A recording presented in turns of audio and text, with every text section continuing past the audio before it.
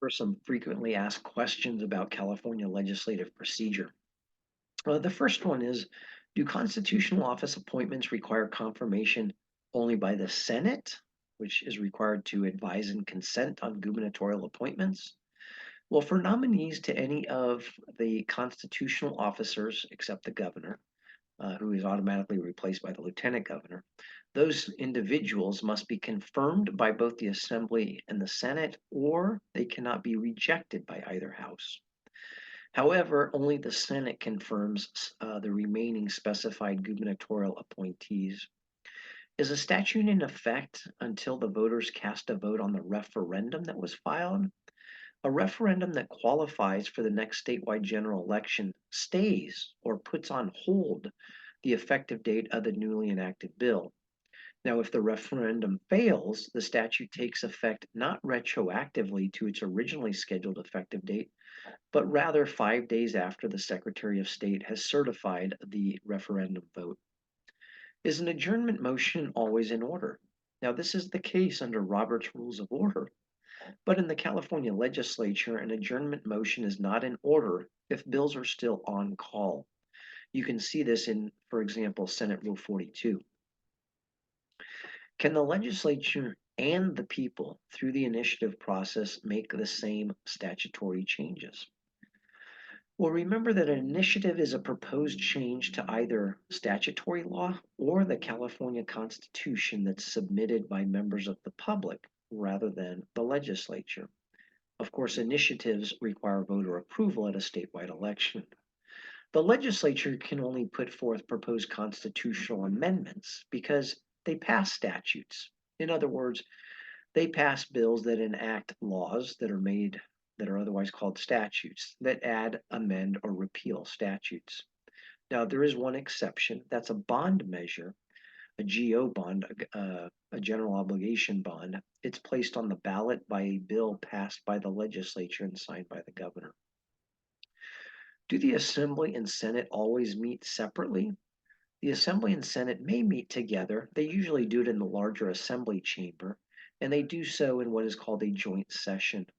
And the purpose normally of a joint session is to receive some special information, such as the governor's state of the state, or to hear from a foreign dignitary or the chief justice on the state of the judicial branch. Now, like in Congress, is committee membership in the California legislature based primarily on seniority? Well, under Senate Rule 11, the Senate Committee on Rules and the Pro Tem must give consideration to seniority preference and experience of senators, as well as give equal representation to all parts of the state when they make committee appointments. Note that there's no such rule in the state assembly. Does the Legislative Council provide legal advice to the governor and the remaining 8 constitutional officers? Nope. The Legislative Council provides legal advice to the 120 members of the legislature and their staff and the governor, but not to the remaining 8 constitutional offices. Does a motion to table a bill or to table amendments require a strict majority vote? A motion to table requires 41 affirmative votes of the Assembly or 21 affirmative votes of the Senate. A motion to lay an amendment on the table, however, is adopted by a majority of those present and voting. See, for example, Assembly Rule 86 on this. Are all resolutions used by the Assembly and Senate essentially the same? No, there are actually 3 types. House resolutions, which is an HR in the Assembly, or an SR for Senate resolution in the Senate, and they deal with matters of a single house. Then there are concurrent resolutions, an ACR or an SCR, and they relate to matters that are adopted by both houses of the legislature. And finally, there are joint resolutions, an AJR or an SJR, and these relate to matters connected with the federal government. Is the order of business in the Assembly and Senate the same? It is not. The Senate order of business is the following: roll call, prayer of the chaplain, pledge of allegiance, privileges of the floor, communications and petitions, messages from the governor, messages from the Assembly, reports of committees, motions, resolutions, and notices, introduction and first reading of bills, consideration of the daily file, second reading, followed by special orders, followed by unfinished business, followed by third reading, and then announcement of committee meetings, leaves of absence, and adjournment. The assembly order of business, on the other hand, is roll call, prayer by the chaplain, reading of the previous day's journal, presentation of petitions, introduction and reference of bills, reports of committees, messages from the governor, messages from the Senate, motions and resolutions, business on the daily file, announcements, and finally adjournment.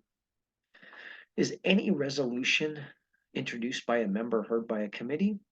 As a general policy, the Assembly Rules Committee does not hear resolutions weighing in on matters of foreign policy, but the Senate doesn't have a similar limitation. Is a letter to the Daily Journal published in both houses in order to be in effect?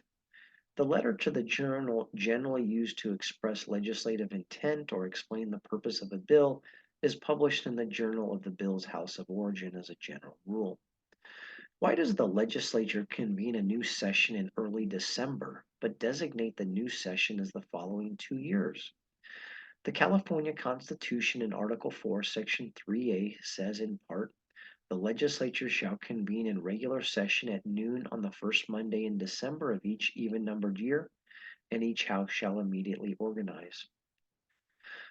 Why does the legislature choose officers, including unelected persons such as the Assembly and Senate chaplains or the chief sergeants at arms?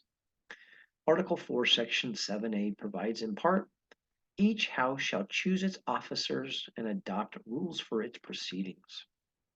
Why does the legislature publish the Assembly Daily Journal and the Senate Daily Journal, especially now when they video and audio tape all the committee hearings and all the floor sessions? Article 4, Section 7B says in part, each house shall keep and publish a journal of its proceedings.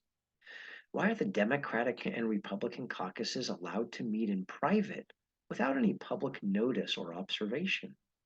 Article 4, Section 7C4 provides a caucus of the members of the Senate, the members of the Assembly, or the members of both houses, which is composed of the members of the same political party, may meet in closed session.